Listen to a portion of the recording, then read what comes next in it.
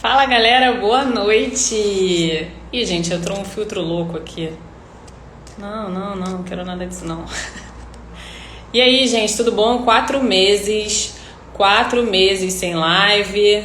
Gente, olha isso, esses filtros. Muito louco, né? Esse Instagram. A gente fica tão viciado nesses filtros que até se estranha. E aí, gente, 4 meses sem live do Não Foi Sorte. A gente tá vivendo um ano muito louco aí. E aí hoje eu vou receber um convidado mega especial. Então, tô super animada. Já vou chamar ele aqui. Que alegria! Olá, Olá! Boa muito noite! boa noite. Tudo bem, gente? Ai, que alegria! Toda minha. Muito obrigada por ter aceitado esse convite. Desculpa sair do banho agora, correndo para poder chegar na hora. É bem ao vivo mesmo. Eu acabei de sair do banho, cara. Tava correndo. O dia hoje foi maluco aqui e eu queria chegar na hora. E, bom, estamos aqui. Super pontual, tá tudo certo. Ufa, quase não deu. Quase não deu. Não, deu tudo certo, ó, 8h01 agora. Ótimo. Tudo bom? Vamos lá. Deixa eu pegar só Se minhas quiser, eu coisinhas espero um aqui. pouquinho aí você sentar, Não, se não, eu ajeitar. só tô pegando as últimas coisinhas aqui e já vou sentar no cantinho ali pra gente conversar. Isso. Ah, e- ok. Uma corridinha agora faz muito bem, dá uma salvada no dia, sempre. Eu fiz mais cedo. Eu fiz a corridinha mais cedo. Não, mas eu só arrumar minhas coisas aqui que eu vou sentar. Tá bom, quer que eu te chame de Não, novo? não precisa, já cheguei. Ah, Tá bem. vamos lá. Temos luz, É, isso que importa. sim. Seu Jorge, você canta todo dia? Uma curiosidade. Você canta o tempo todo? Eu cantar o tempo todo eu não canto, mas eu ouço música o tempo inteiro. Quer dizer, não com os ouvidos, com a minha própria cabeça. Me passa música o Sim. tempo todo na cabeça, né? O tempo todo. Tudo te faz referência a uma música. A verdade é assim, por exemplo, agora no banho, eu estava ouvindo Crença, que é uma música do Milton, do primeiro álbum dele, do Travessia. Uma música lindíssima, ele toca uma sinfônica.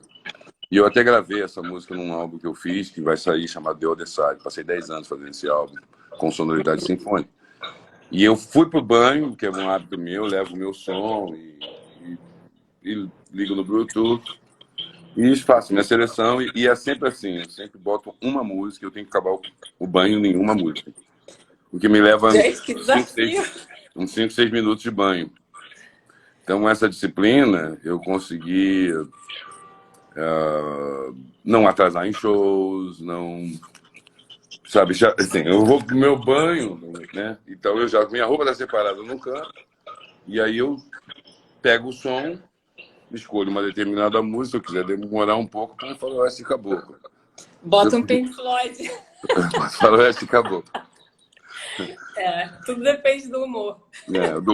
Pega um jazz do Coltrane, que tem, sei lá, my favorite things, tem 12 minutos, você toma um banho de 12 minutos. O que é assim, né? Para muita gente é pouco tempo. Mas é muito tempo, se é só para um banho.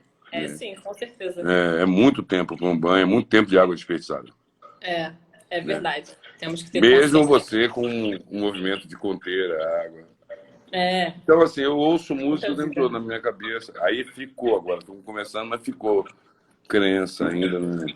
Uma trilha sonora constante. É horrível, porque uma das coisas que mais contribuem para a insônia, né? É mesmo? Caramba. Sim, porque a cabeça fica trabalhando.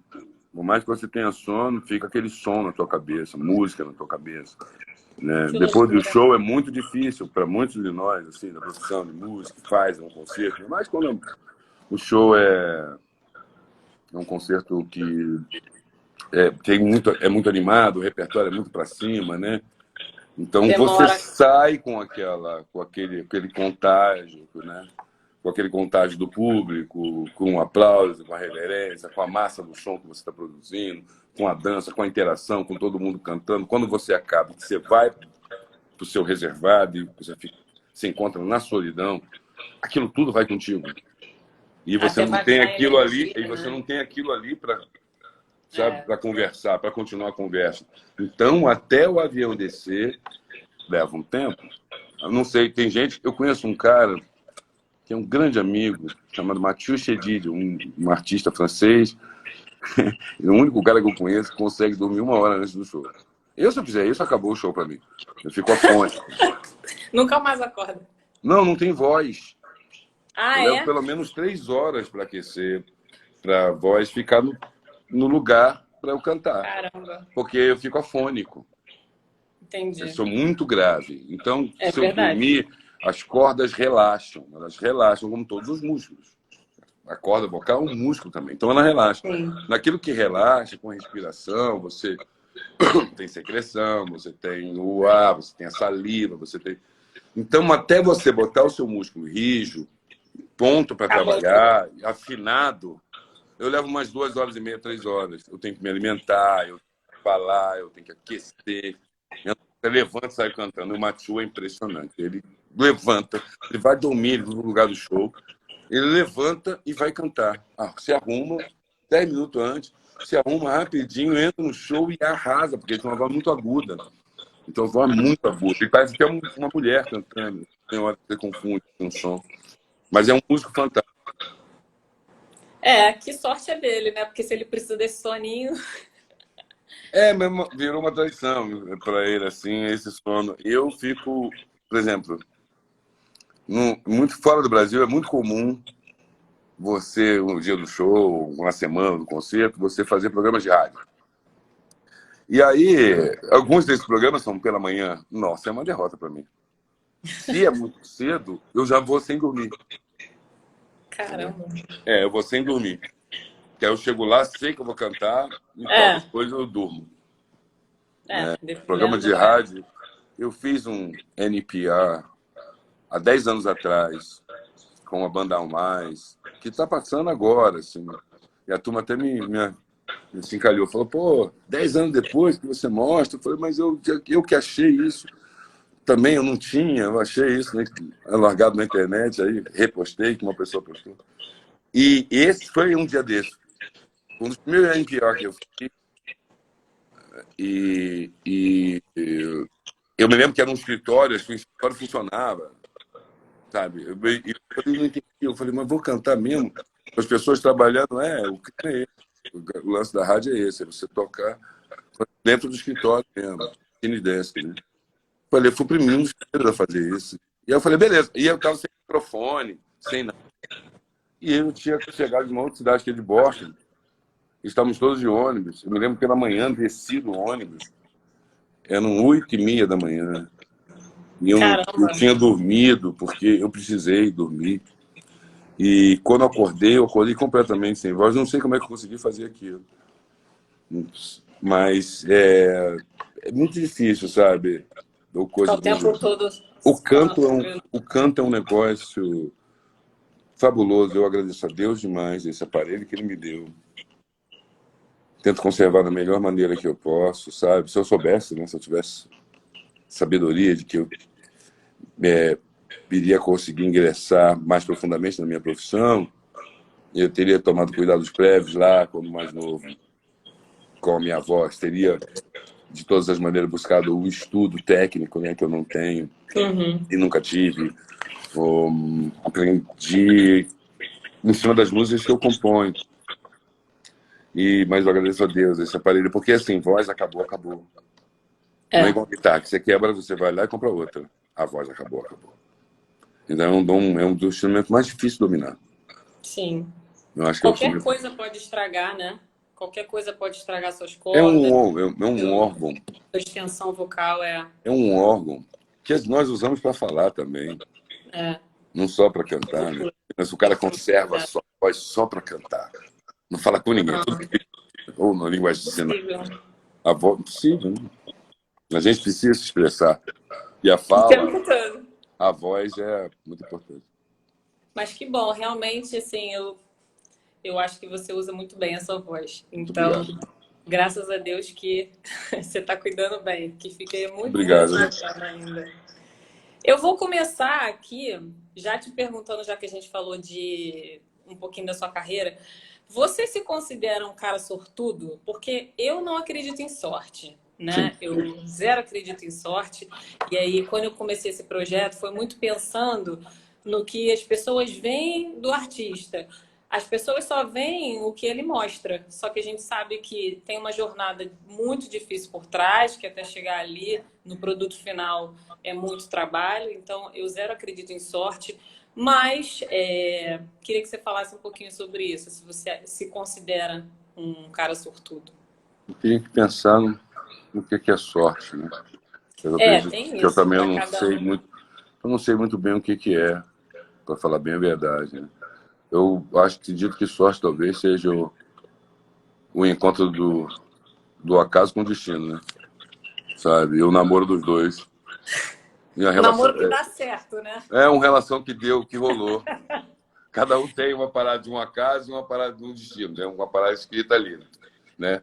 E de repente os dois, sem você saber, resolvem se encontrar e o date é maneiro, entende? O date entre os dois. Talvez isso seja sorte. Eu acho que é a melhor maneira de eu simplificar. Não simplificar, mas explicar o que eu entendo como sorte. Sim. Talvez eu tenha tido muitos encontros do acaso com o destino na vida, porque definitivamente tudo era adverso para se realizar um sonho. Primeiro, a formação, né? Eu venho de uma formação de pessoas que não acreditavam em sonhos. Que coisa de sonhador é coisa de perdedor. Muito proveniente esse pensamento da geração deles, de como o mundo onde eles nasceram e se Sim. conceberam era, de verdade, pensava. Eu sou filho de homem e mulher negros, né? Que viviam sem oportunidade no país, não tiveram oportunidade de estudar ou de buscar um lugar melhor, mas tiveram muita dignidade, muita luta para fazer com que eu e meus irmãos tivessem um caminho positivo, vamos dizer assim, Sim. para a vida, né? Enxergasse a vida positivamente, sem revoltas, porque o ambiente onde eu nasci e tudo, onde fui criado, tinha muita brutalidade, muitas toxinas, muita inanição, muita vergonha, muita humilhação, né? O humilde vem daí, né? Vem humilhado. Sim. E a revolta sempre era iminente. Você se revoltar e desde cedo em casa, a gente foi trabalhado para botar a cabeça, né? Botar a cabeça para funcionar. E meu pai, que não era um homem de sonhos, mas era muito interessante, ele dizia que, Osmário, você tem que botar as ideias em prática. E eu levei um tempo para entender esse negócio de ideias em prática. E eu entendi de repente, sabe? Eu tenho uma ideia, ela recebe bem, ela funciona na minha cabeça, eu posso executar isso. E a minha É vida que de. o processo, até você executar uma ideia, que às vezes é uma ideia que um monte de gente já teve, só que você colocando no papel, ela funciona. Mas o Eu, processo, até colocar a ideia para fora. a vida vem pronta na cabeça. O grande barato, assim, depois do teatro que me afeiçoou mesmo, eu fantasiar mais. Caramba, pensa. 180 mil pessoas, mais de 180 mil pessoas morreram de Covid nesses últimos dias. Pessoas de todas as idades, de todas. Sim. Eu, particularmente, acredito que estamos aqui porque Deus quis. Com certeza. Não tenho a Certo? menor dúvida. E a gente só está aqui ainda porque Deus quer que a gente esteja, né? Então vamos honrar isso. Vamos honrar essa possibilidade de ainda estar vivo no meio de tanta morte. Presente, né? Ainda estar presente, vivo, no meio de tantas mortes do mundo em tão pouco tempo. Então,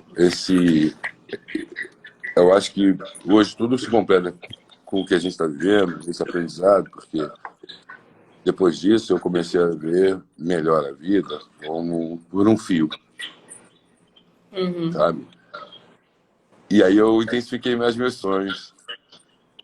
Eu botei Começou a velocidade ter para menos. realizar eles, para realizá-los, né? E botei mais intensidade nisso para realizá-los. Mas, como eu estava falando, esse meu velho, ele era um cara interessante porque ele não tinha muito claro, ele foi educado para ser mais pragmático, trabalhar, estudar, não sei o quê. Ele não conseguiu, mas o filho dele tinha que conseguir, tinha que ter carteira assinada, trabalhar, procurar um futuro no emprego que tem estabilidade, né? Todas essas coisas. E de repente eu viro para os caras e digo, eu sou artista, eu vou ter meu próprio negócio, eu vou fazer meu coisa, não vou trabalhar para ninguém, eu não quero essa formalidade, eu vejo a vida diferente. E foi duro, foi duro. E nessa hora não tive sorte. Não teve sorte de chegar e falar, caramba, mas mesmo assim, mesmo que eu não tenha visto você cantando nada a vida toda, tocando nada a vida toda e tal, tá bom, vai aí. Não, não teve isso. Não teve isso. Tenta aí ver qual é. Não, não, teve isso não. Teve isso não. O nego falou, tá maluco, cara. Se você não trabalhar de carteira assinada, você vai trabalhar com o quê? Né?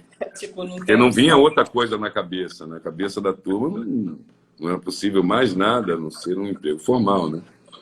Não é possível expandir e tudo. Então, foi bonito no fim, porque consigo realmente realizar meus sonhos, né? E, de repente, a mesma turma que era muito, e que tinha todas as suas razões, muito preocupada comigo. Eu digo pais, tios, Tem a né, família. irmãos, pessoas mesmo, família, preocupado comigo, eu naquela vida, mandarilha, de boêmio, de artista, de vadio, né? Um vadio. O cara que anda com violão para cima e para baixo, né? Não tem dinheiro para nada. Tá na casa Meio de um, hippie. tá na casa Meio de um, tá na hippie. casa do outro. Sempre rindo, sempre tem uma cerveja no copo. Vadio, né, cara? Cara, Mas isso era sério pra você, né? Era sério pra você, assim, apesar da gente tanto estar era que vendo. teve um momento na passagem que meu pai falou: tá bom, bicho, eu entendi. Tu gosta desse negócio de música? Tu até leva um jeito. Eu já estava mais avançado, assim, tocando melhor, cantando melhor, e já tinha minhas próprias músicas. E aí minhas músicas, de repente, faziam um certo sentido para ele, né? Eu cantando, moro no Brasil, não sei se moro muito bem ou muito mal, sei que agora faço parte do país. A inteligência é fundamental. Ele começou a olhar para aquilo, né? Falou, pô, e tal. Tá bom, entendi. Mas por que você não arruma um trabalho? Trabalha de dia, toca de noite. Querendo apoiar, né? Fofo, cara, o cara é fofo. Mas assim, mas Só não pra consegue, garantir teu não plano B. conseguia, ele não conseguia romper a barreira que impedia ele em enxergar a realização. Uhum. Realização é uma coisa muito. Talvez aí esteja a grande história mesmo, né? A grande coisa que as pessoas querem realizar. Não sabe o quê. Mas elas querem ter uma sensação de realização, ou não. Eu tinha isso. Eu tinha isso. A primeira vez que eu ouvi a minha voz no rádio, eu estava com o Frejá.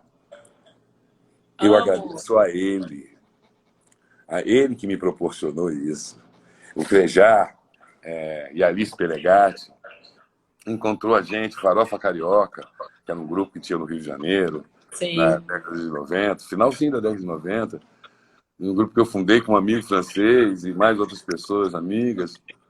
E no Rio de Janeiro fez uma certa bagunça assim na cena da música e tal, com a molecada, com Santa Teresa, com a Praia de Ipanema, tinha uma coisa legal ali de verão, né?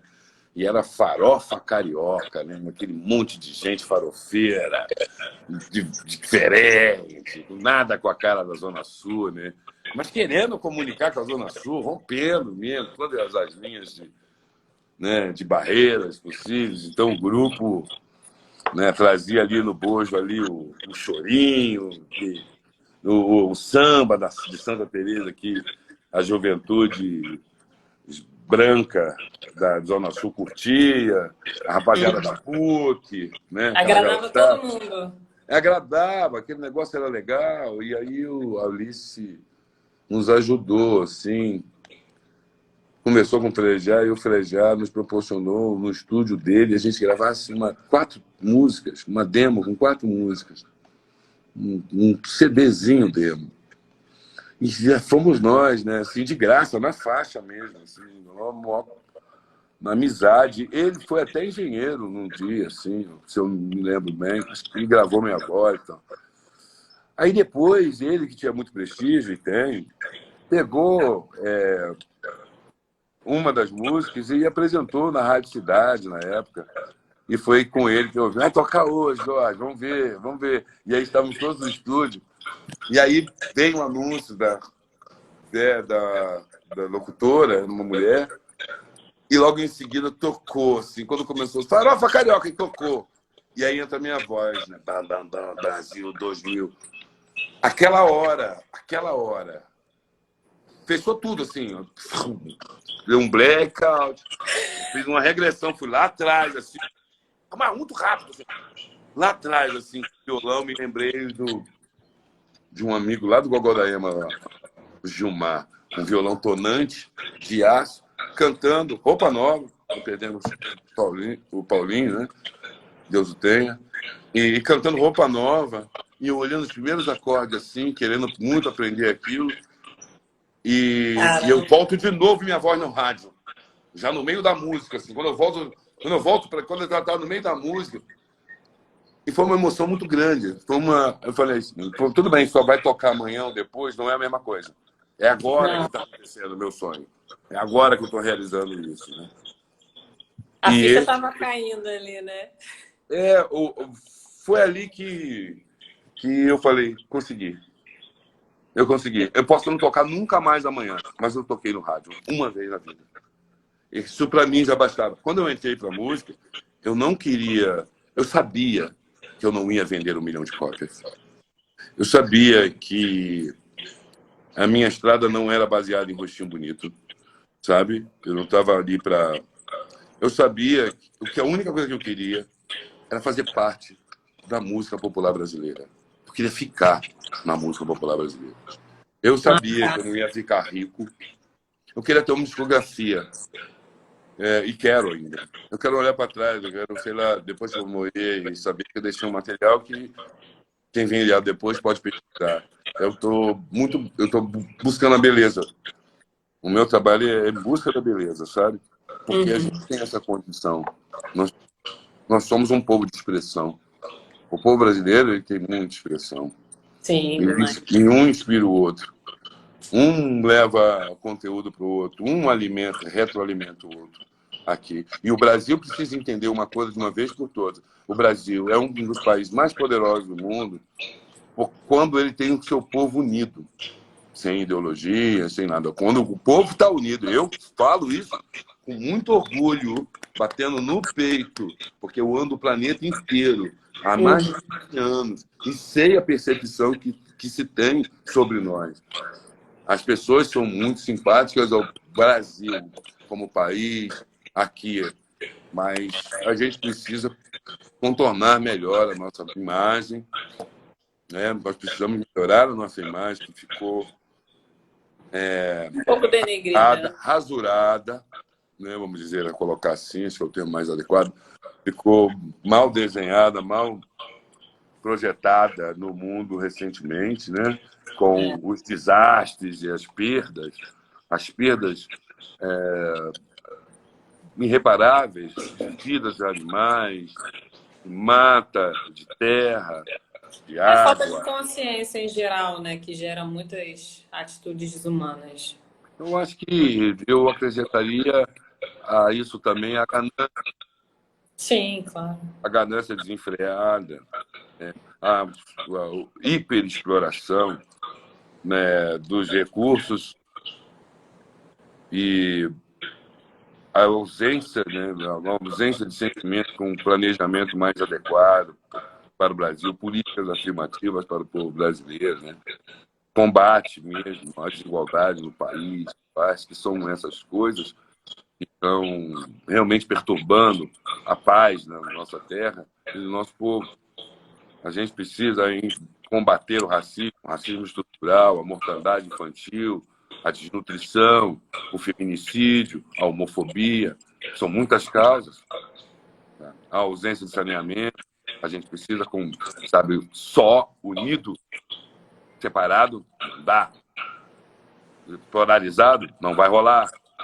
Sim. E se a sociedade participativa aí não entender que se a gente dividir também não vai rolar, o problema só agrava e daqui a pouco as pessoas não vão ter para si e a gente vai viver mergulhado numa balbúrdia, numa loucura, numa insanidade sem a menor necessidade quando temos um país extremamente capaz, Sim. não só de cuidar de si, cuidar do seu próprio povo e cuidar da região como um todo, da América do Sul. Eu tenho batido muito nessa tecla. O país tem obrigações com a região. Era para a gente estar num outro lugar, com os vizinhos da gente, todos de mão dadas, mais integralidade cultural. Estamos em tempo. Olha, eu acredito mesmo, de verdade, minha amiga, que a gente tem gente capacitada no país, a gente tem uma massa de trabalhadores de 200 milhões. Isso não é se desprezar. Talvez a gente seria complicado se tivesse 1 bilhão de pessoas aqui. Nós somos só 200. Só não, muita gente. Mas há países aí que tem 1 bilhão de pessoas. 1 bilhão e 600 mil pessoas. 600 milhões de pessoas. Caso da China. A gente está numa vantagem, né, porque dava para fazer o país todo ficar bem. Sim. Sem um brasileiro ficar na pior, sabe? Torço por isso. Rezo por isso. Clamo por isso. Discuto isso. Debatemos isso, por favor. Trazemos a pauta. Trazemos a mesa. Essa é uma coisa que tem que estar discutido todo dia. No café da manhã, na mesa do almoço, na mesa do jantar. Até a gente poder ter uma visão de plenitude mais completa. Com certeza.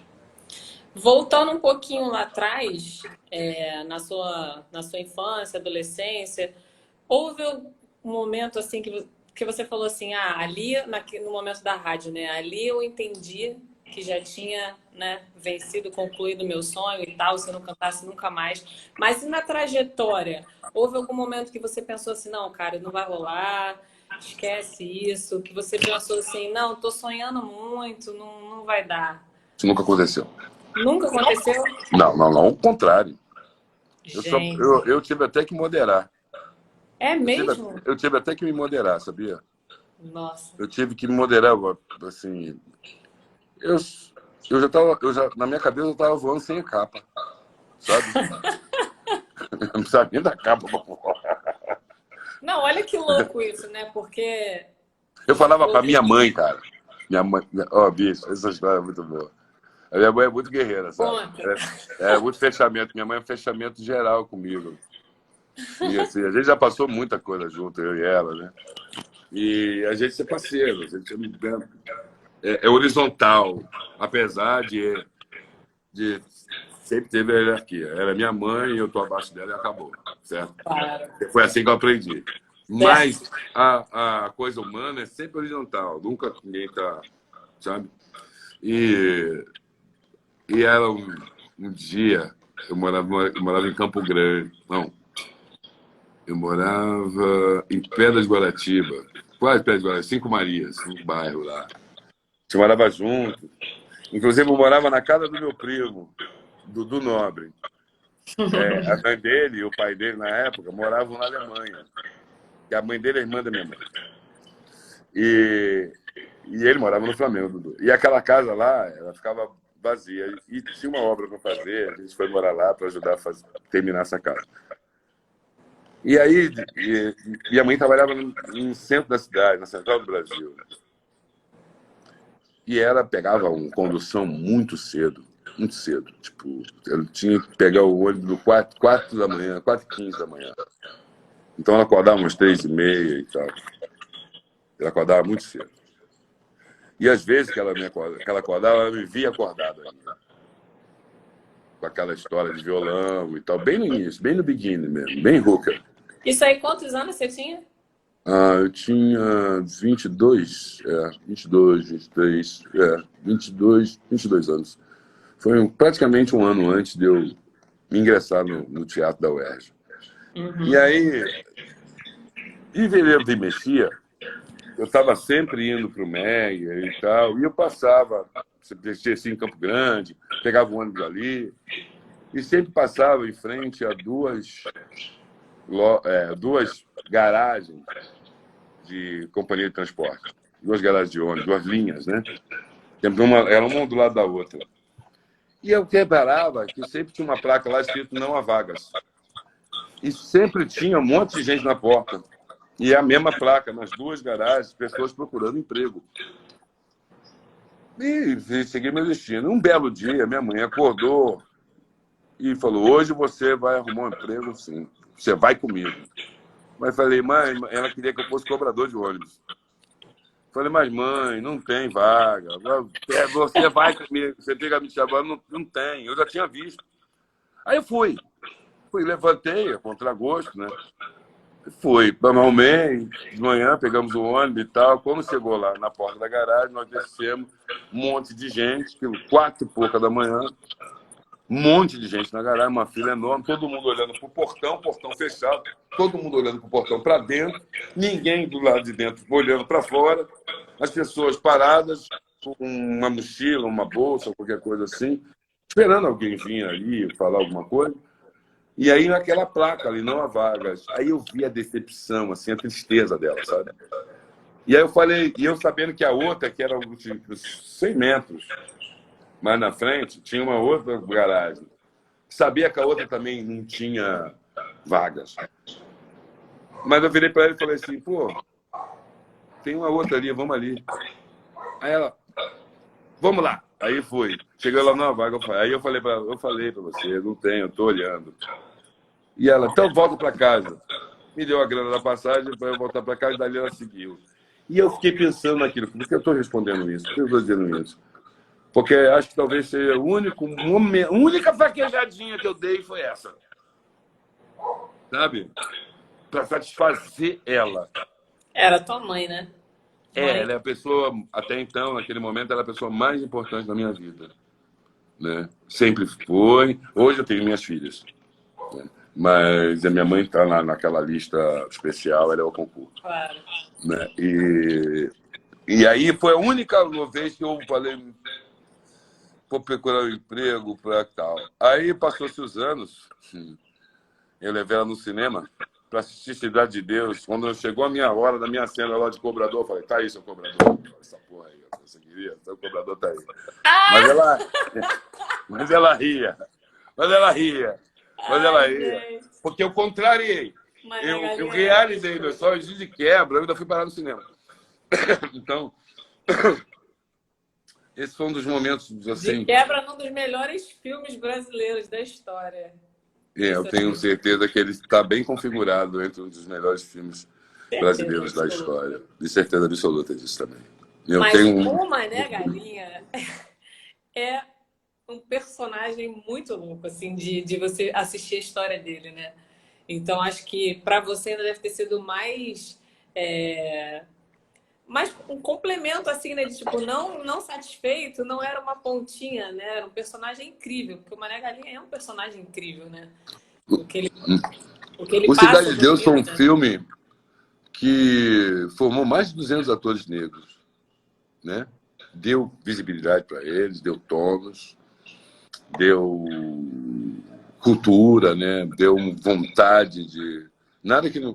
Não porque não existia. Sim, tanto que existia neles projeto, que eles fizeram né? parte desse trabalho, né? Tanto existia neles que eles fizeram parte e tudo. Mas como realização cinematográfica, né?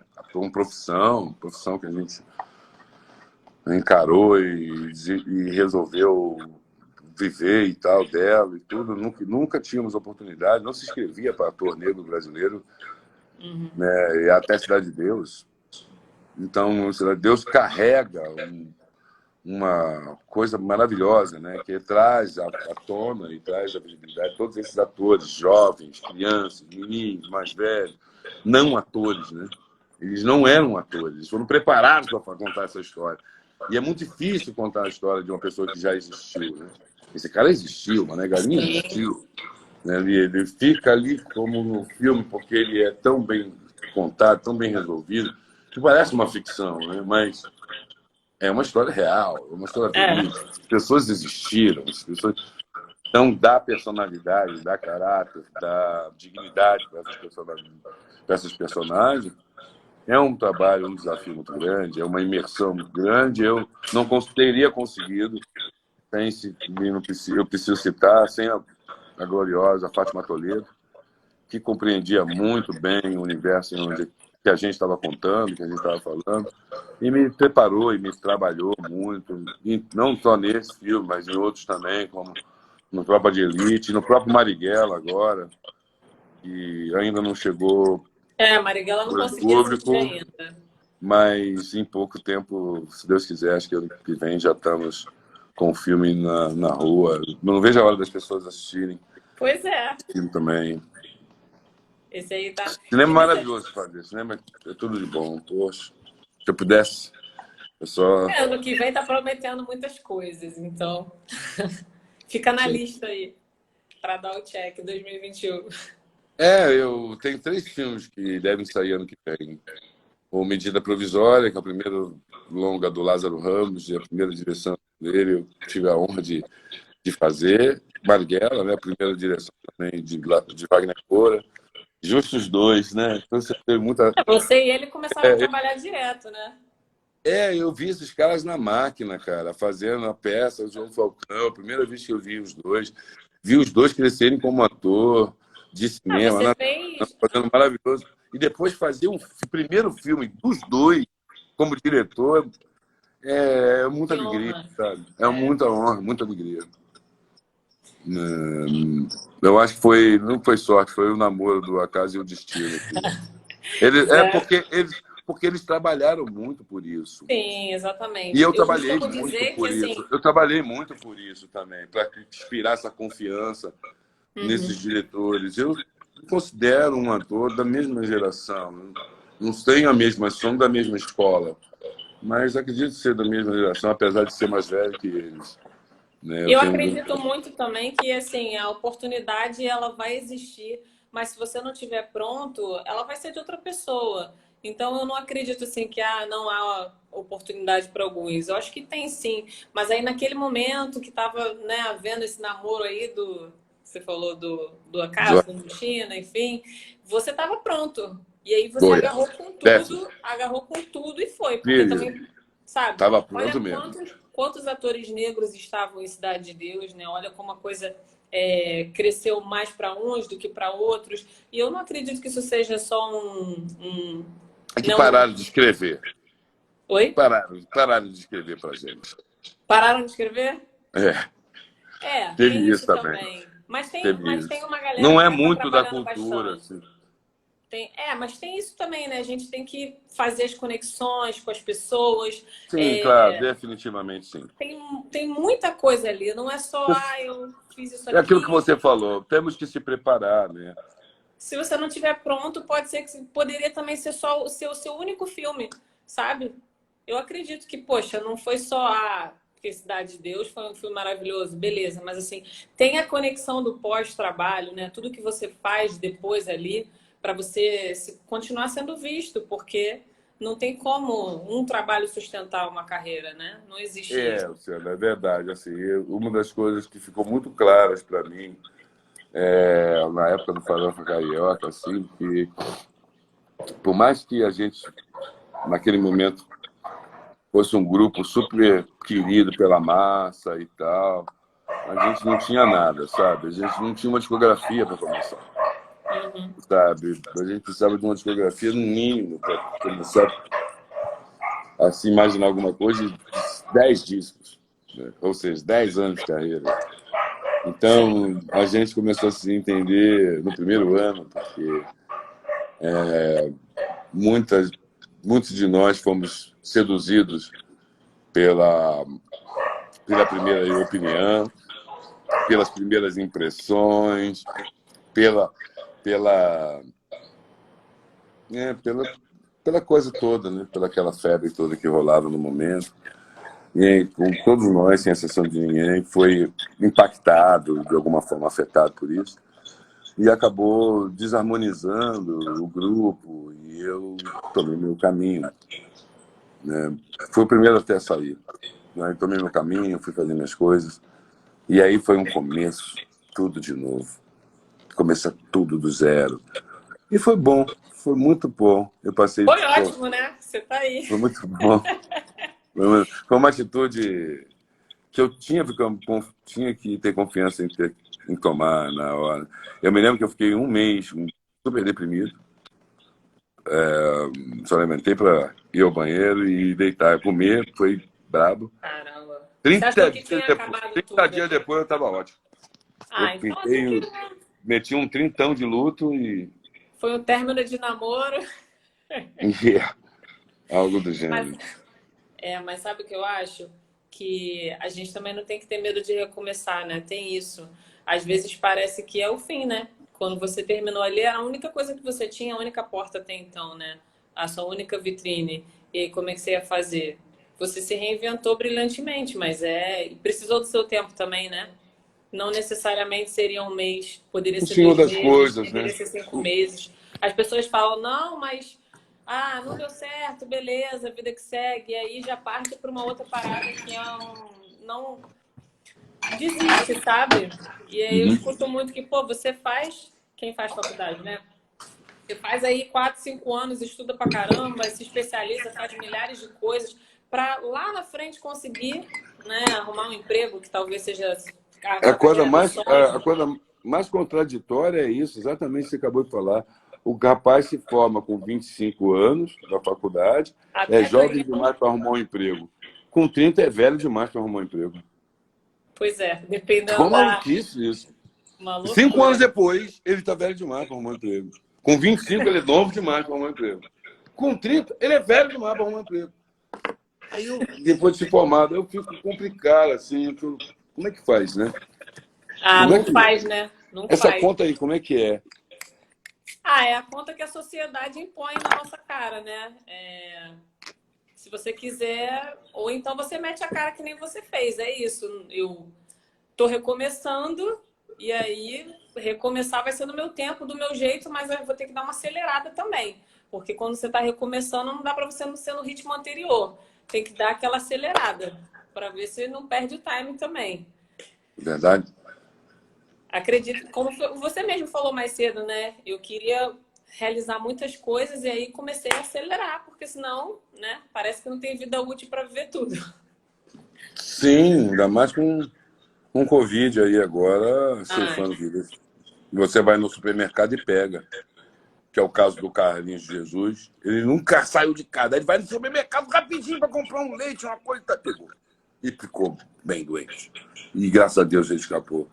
É graças isso a que eu tô Deus. falando. Você desce na porta do seu prédio, ou sei lá, para pegar um delivery, sem sair de casa e tal. Na embalagem tá lá a doença. Aí você pegou, e aí você vem entupado. Caramba, você entende? É esse lugar aí que. Aí eu falo, pô, bicho, eu abri o olho hoje e vi o sol. Eu saí para correr e respirei legal, assim, sabe? Falei, poxa, tô aqui ainda, mano. Então vou fazer as coisas. Eu vou fazer minhas coisas. Vamos fazer Eu vou fazer, direito, vou né? fazer enquanto tá dando para estar aqui, saca? E fazer Vou bem fazer as feito. coisas, vou fazer as coisas, vamos inspirar as pessoas, vamos falar de coisas de coração mais. O Lázaro estava Então, falando disso. Jorge, desde lá atrás, eu não sei se são as mesmas, assim, mas quais eram as suas inspirações? As pessoas que você olhava e se inspirava? Ou não tinha, ou mudou? As pessoas que você falava assim, caraca, A gente continua me inspirando. Sim, teve expressão artística é muito forte para mim, né? A expressão de arte é muito forte para mim. Baryshnikov me inspirou, Michael Jackson também. No esporte, Joaquim Cruz, porque o meu esporte de garoto era o atletismo, não era o futebol, como a maioria dos meninos. Então, o Carl Lewis foi o meu Pelé, assim, do esporte que eu amava. Né? Tem gente que entende de basquete, outros de ping-pong, sim, claro. outros muito de futebol, e o meu negócio era o atletismo. Na música eu tenho diversos. Por exemplo, O Michael foi um dos primeiros, porque ele era uma criança quando eu descobri. Eu era uma criança e ele era uma criança quando eu descobri ele. E era uma criança negra. É verdade. Praticamente a E mesma idade. ele era uma criança negra. E eu, na época, quando eu descobri ele, eu já entendia bastante de racismo e preconceito, sabe? Já sentia e sofria. E percebia que ele não.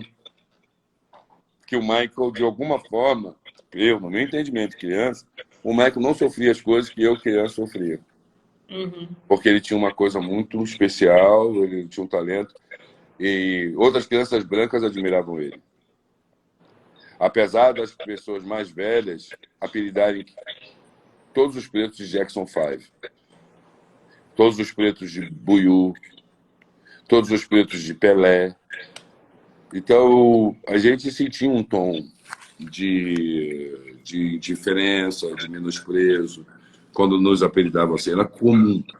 Sim. Era comum falar, viado tem que morrer, entende? Nessa época. Eu estou falando que eu era um garoto de 10 anos na década de 80. Já trabalhava, já ganhava dinheiro, já com 10 anos. Já estava com problema pra caramba na escola. Nunca tive problema pessoal com ninguém, mas tinha problema para estudar, para prestar melhor atenção, para acompanhar as lições, porque eu não tinha os materiais didáticos. Né? A figura era muito acanhada, porque o uniforme era muito velho, era o uniforme sempre do ano passado, eu era bolsista, e eu e meus irmãos éramos os únicos negros daquela mesma escola. Então, no recreio era bullying, ou não brincavam com a gente, ou não tínhamos amiguinhos de escola. Mas com isso também nunca brigamos, nunca bati em ninguém, nunca apanhei de ninguém, nunca tive conflito, porque fui trabalhar muito cedo e vivia no meio dos adultos. Então, assim, o Mike foi o primeiro, o Steve Wonder foi o segundo. O Christopher Cross, por incrível que pareça, também foi um cara que aos 10 anos de idade eu gostava da música dele. E é um cara, assim, redneck,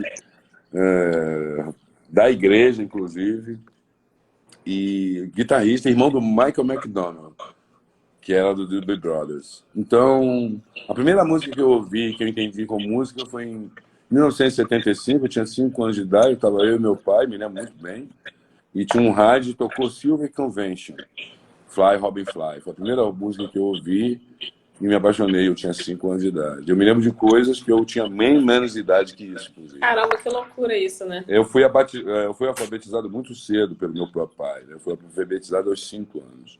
Então já sabia ler, já sabia escrever e sabia fazer conta de somar e diminuir. Você foi igual a mim. Minha mãe que me ensinou a ler e escrever. Eu só fui pra escola com 7 anos. Eu só fui à escola com 7 anos também. Que eu acho que é o adequado. Aprendi tudo em casa. Não, sim, não fez falta, não. Hoje uma criança faz 2 anos já está na escola. Não sei para quê. Até antes, Mas beleza, ela está lá. Entendeu? Com 2 aninhos. Vai para a escolinha. Aí tá, e pega a mochilinha dele e vai. Né? Com 2 aninhos andando, assim, meio capengando. Começa a andar, já tá lá. Já está lá, já jogam lá, entendeu? E aí volta para casa cheio de ideia de Ben 10, de garota super poderosa e ninguém entende por que de quê. Não vê o Ben 10 assim, eu quero Ben 10, Ben 10, Ben 10. Ninguém entende. Super poderosa. Aí é foda. É um bombardeio insano, assim. Você fala com as crianças umas coisas que elas, sei lá, não vou ouvir falar, né? Nem tão cedo, assim. O Halloween delas, esses dias eu fui inventar porque eu sou professora também, eu fui inventar eu não tenho fantasia, eu não gosto de Halloween, aí eu botei uma Frida Kahlo, meio creepy, né? Fiz uns negócios na cara, mas nem uma criança sabia quem eu era. Sim. Crente. Fala tipo assim, baby, você errou, isso aí é pro carnaval. Né? Halloween. Isso aí é pro carnaval, baby. Você errou. Mamãe não manda essa. Poxa vida. Mamãe não mete essa. Desculpa, realmente não dava, não tinha outra. Mas, assim, a referência delas é muito limitada, né? O que você está falando, assim, de Jackson 5, poxa, você tinha, com 5 anos, você tinha essa referência. E as crianças de hoje em dia não, né? Elas não sei lá, não tem isso, né? Acho que é muito mais... Vamos lá, vamos falar um pouco. Vamos falar um pouco todos nós, inclusive as crianças, foram afetados pelos devices, né? Pois é. Nós fomos afetados pela revolução digital. Existia, nós éramos analógicos. Estamos falando de uma época que existia a vitrola. 33, 45, 75. Era isso. Vitrola. A gente era mono, não tinha estéreo. FM não tinha. Não existia FM. Pelo menos na minha área não tinha. A rádio era AM. Então, o garoto hoje ele tem um telefone na mão e uma conta no Spotify. Ele escolhe o que ele quiser. E aí, o problema é que eu sinto que muita coisa no entretenimento vai de entretenimento, é um consumismo transvestido de entretenimento. Mulher que toda mulher casada está afetada pelo tênis, pela ideia do Walmart, da Target, sabe? Essa ideia americana que existe lá, que o americano vai na Target, aquelas lojas de departamento, e compra tudo e bota tudo no seu carro, né, no seu porta-mala. E quando ele sai da Target, quando ele vira, ele já começa a ficar deprê, porque ele só tem isso para fazer. Né? E o Brasil também, a molecada ficou afetada com isso, com os modos. Eu quero ter, eu quero estar, eu quero lacrar. E aí, assim, aos 20 e poucos anos, eu saquei o Martinho da Vila. E meu pai falava, pô, filho, esses caras cantando enrolado aí, você não entende nada do que eles estão falando, cara. O negócio é o samba. Olha isso aqui. Filho, samba que nada, essa música aí, coroa, que nada. Aí, 22 anos, ó, Martinho da Vila. Eu falei, Martinho da Vila pro resto da vida. O resto da vida. Martinho da Vila lança um disco agora, amanhã. Eu não quero nem saber quem morreu, eu quero chorar, eu compro. Porque confio. Eu confio. Paulinho da Viola, é para sempre. Tom Jobim, para sempre. Sabe? Assim, é igual a comida, a sua comida favorita. Chegamos numa idade que a gente sabe a nossa comida favorita e não vai mudar. Que aí os gostos da gente não vai mudar. O gosto de música a gente gosta, que aí música a gente nem ouve mais, nem lembra que eu via. Tem artistas que a gente nem lembra que eu via. Então, assim, de repente eu comecei a perceber aquilo que tinha realmente relevância na minha vida, em termos de expressão. Aí passaram, sim, outras pessoas a me inspirar. E, sem sombra de dúvida, o Gil, o Jorge Ben, o Caetano, esse então, puxa, o Chico, o Milton. Eu falo desses nomes. Por que esses nomes? Porque são sempre eles mesmos. São sempre eles. Eles que chegaram e fizeram um negócio. Eles fizeram uma semeadura bonita. Exatamente. Não é só sabe, o Tom música, Jobim, né? o Vinícius, o Baden, sabe? O Carlos Lira, o Boscoli, o Fernando Brant, o Ivan Lins, o Djavan, né? O Alceu, o Hermeto Pascoal, o Egberto Gismonti, a Gal, a Bethânia, Simone. Caramba, se eu for falar música brasileira aqui, minha amiga. Se eu for falar aqui, Raul Seixas, né? Raça Negra. Uma galera de respeito. Não, é tudo. A nossa música é plural. É o Tchan. Vai dizer que você ouviu a música do El Chan e falar eu era feliz e não sabia. Vai dizer que não tem um sentimento desse hoje. As crianças que faziam a coreografia sem saber o que estavam dançando, mas não tinha tanta essa maldade que tem hoje em dia, né? Opa! Aí começa com eu era feliz e não sabia. Se criticava, se metia o pau. Eu me lembro até de uma crítica na França, quando acho que o grupo do El Chan chegou lá, que falava, algum crítico, não sei, falou, agora a música brasileira é feita pela pelvis.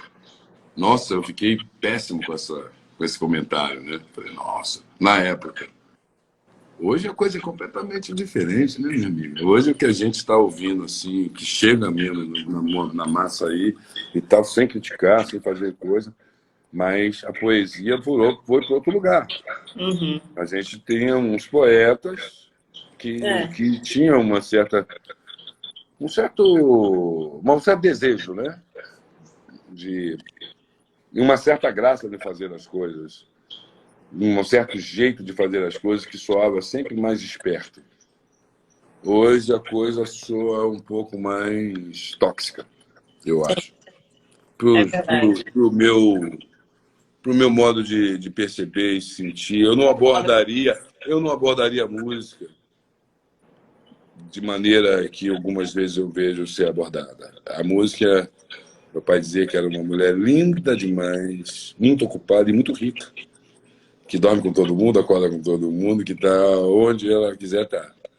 Mas se você tratar ela bem, ela vai estar contigo o tempo todo. Então, eu passei a acreditar nisso. É Um uma dia... excelente metáfora, realmente. Tratando ela assim, É uma mulher linda, faz rica, todo sentido. ocupada, Todo sentido. que dorme com todo mundo, acorda com todo mundo, porém, ela só fica mesmo com quem ela trata bem ela. Se ela não tratou bem, 5 minutos ela já pira, sabe? Ela acaba aqui e já começa em outro lugar. A música é muito louca, né? Ela acaba aqui agora, passou 5 minutos, ela estava aqui, 5 minutos depois, a mesma música está em outro lugar. Muito legal. É muito É legal. sempre um efeito diferente em cada pessoa, né? Uma loucura. Uma transformação individual.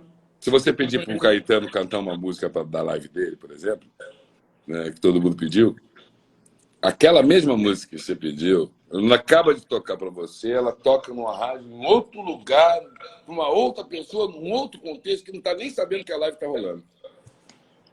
Essa é a força que a música tem, essa liberdade, esse trânsito que a música tem, o cinema talvez não tenha.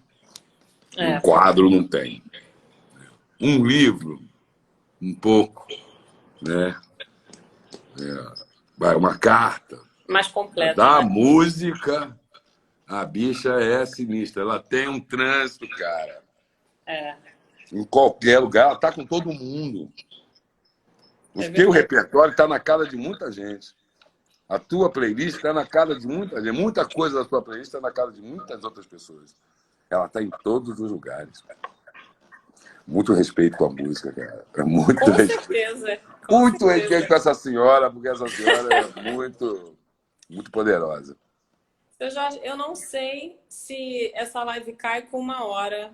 Não sei como é, porque acho que algumas coisas mudaram aqui no Instagram. Mas caso ela caia, né? Antes da gente terminar aqui, vou tentar deixar ela salva. O que você falaria para essa galera aí que está com preguiça de sonhar, que está desistindo? Porque assim, eu sei que esse ano está sendo muito louco, muito difícil. E é um passo também para a gente ficar desesperançoso, né? Sem saber como seguir aí, né? Nos nossos sonhos. Mas...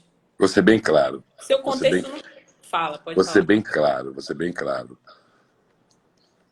Vamos torcer para o Ocidente, todo o Ocidente, tem uma transformação positiva a partir do dia 20 de janeiro. Vamos torcer para que os Estados Unidos retome a sua posição de líder do Ocidente, volte a assinar o Acordo de Paris, volte a assinar um acordo com a OTAN, volte a vislumbrar um acordo com a China. Tudo isso vai influenciar muito positivamente no mundo todo, no lado de cá também. Vamos torcer também, para que a vacina aconteça de fato o quanto antes, porque ela já está acontecendo no mundo, o mundo já está se vacinando. Até pelo menos o meio do ano, a gente deve ter, até o final do ano que vem, a gente deve ter bastante imunização acontecendo, processo de imunização. Espero que o Brasil Tomara que sim. aconteça dentro da minha proposta, apesar do Brasil ter se mostrado durante todo o processo negacionista, né, negociência e tudo. Acredito que esse movimento do Biden venha influenciar as coisas por aqui. E para as pessoas que estão aí um pouco desesperançosas por conta da situação que ocorre, tenha na cabeça o seguinte, senhores: estamos vivos no meio de tanta tragédia, tanta desgraça, tanta morte, tanto isolamento. Esse vai ser um Natal muito difícil para muitas famílias. Vamos pensar nisso. A nossa parte nós precisamos fazer. A gente precisa fazer a nossa parte. Continuar se cuidando, porque a única vacina que tem é ficar realmente em casa. Se você pode, fique. Se você não pode, proteja-se. E proteja quem você ama e proteja as outras pessoas. Tenha em mente que, de fato, a união faz a força. Então se apegue ao seu parente, ao seu amor, ao seu marido, ao seu namorado, ao seu irmão, ao seu primo, se apegue às pessoas. Vamos trabalhar com o coração agora. Estamos no início de uma década nova acontecendo. E a gente precisa tomar o caminho do crescimento e do desenvolvimento. E eu acho que o povo pode tomar conta do Brasil. A gente não precisa desse sistema. Vamos mostrar que o país é nosso. Vamos sonhar. Eu convido todo mundo a sonhar um país melhor. Eu sonho disso todo dia. Mais justiça social, mais políticas afirmativas, mais combate à desigualdade, ao racismo estrutural, à homofobia, ao feminicídio, ao abandono. Vamos combater isso. A gente já tem bastante coisa para se ocupar. Sabe? E vamos sonhar com um mundo melhor combatendo isso. Se a gente pegar essa tarefa para fazer, a gente chega lá. Já é bastante coisa mesmo. Essa lista aí, realmente, não dá para fazer, não dá para mudar as coisas da noite para o dia, né? Mas se todo mundo tiver essa consciência, né? Acho que eu cheguei a comentar com você que meu pai é negro, não sei se foi, enfim. Em algum momento a gente falou isso, assim, ele me conta muitas histórias, né? E às vezes parece... Eu acho que eu vi uma foto dele. Sim. Meu pai, eu sou muito fã dele. Ele sempre me conta muito essas histórias que parecem que são hoje em dia, né? Algumas coisas assim muito, sabe, muito presentes na nossa sociedade atual. Então, acho que é isso, é a gente continuar falando das mesmas coisas que tem que ser mudadas até que elas de fato mudem, né? Não é... Elas mudarão com políticas, com políticas afirmativas. Eu acho que nós temos capacidade de exercer nossa cidadania e exercitar um pouco a bondade, a partage, né? Como se diz na França, partager un peu. E vamos dividir um pouco, né? Um pouquinho só, solidariedade também com as pessoas e com as pessoas que realmente não têm como viver e virar a vida e melhorar a vida. Sim. Eu estou com algumas ideias na cabeça, eu espero poder realizá-las, ter vida ainda para realizar. E ideias que eu tenho que participar mais ativamente da agenda do Brasil e da agenda das necessidades do Brasil. Mas eu ainda tenho que me preparar, ainda estou me preparando para isso, ainda tem um longo caminho, mas eu vislumbro um lugar mais participativo na agenda de desenvolvimento, crescimento e progresso do país. E meu propósito é estimular isso nas pessoas. Eu não pretendo poder, não. Eu não pretendo poder, eu pretendo a integração. Não, poder no sentido de ter voz mesmo, sabe? Quanto mais lugar de fala, mais responsabilidade a gente tem. Eu acho que é a integração. Acho que se a gente se integrar mais dos assuntos e de si, e buscar mais um aspecto, ser mais culto de si próprio, acho que a gente vai conseguir. Acho que a gente tem condição de conseguir, sim. Olha, peço desculpas aqui, o povo de 50 mil comentários falaram mil coisas aí de... Rapaz, o povo está conversando. Não vi nada, mas... Não vê, mas a gente não parou de falar, né? Eu falo pra caramba. Mas falaram algumas coisas de Marighella, Irmandade, melhor série, eu ouvi algumas coisas muito rápido, muitos elogios para você e eu concordo com tudo. Então, eu deixo um abraço para todos os amigos aqui, estão presentes. Uma galera aí falando com você, mas realmente... 305 pessoas, que massa!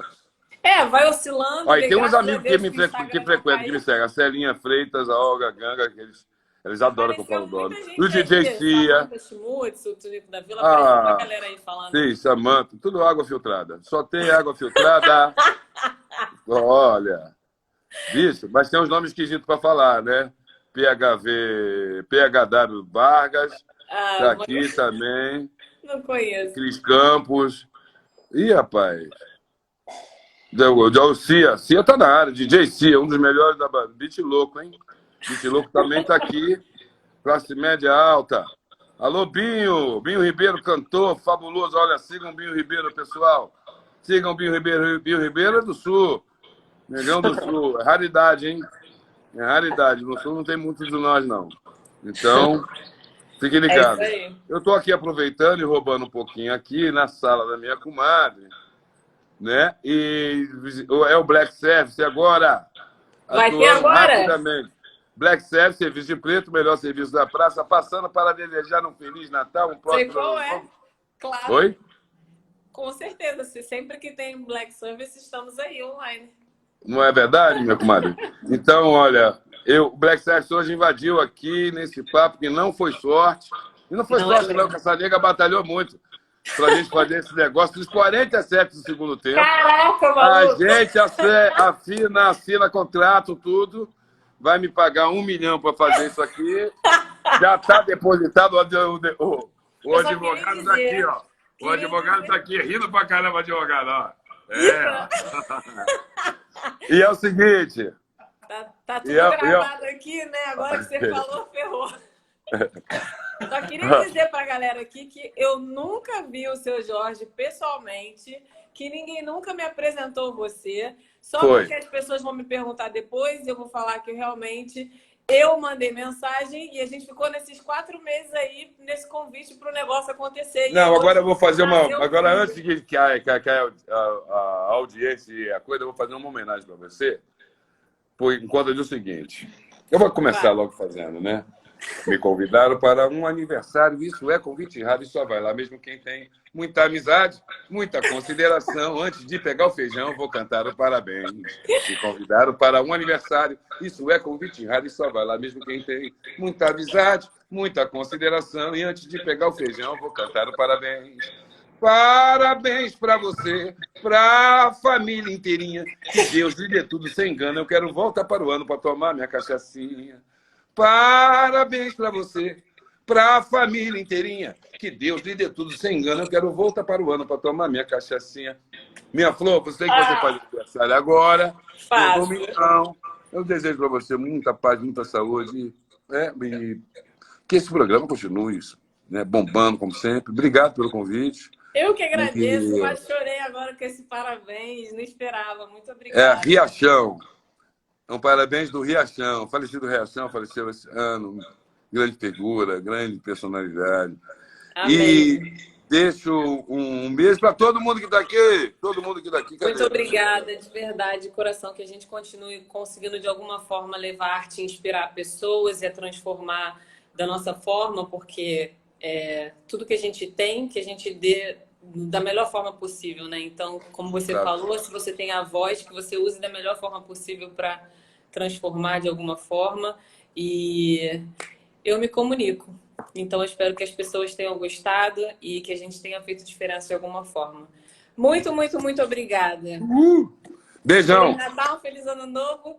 Amém. Haribo, galera. Haribo, valeu. Tamo junto. Aperta o coração aí. Senta o dedo no coração, galera. Aquele coração de saideira. Senta o dedo, senta o dedo. Ai, que beleza. Adoro. Adoro. Valeu. Beijo.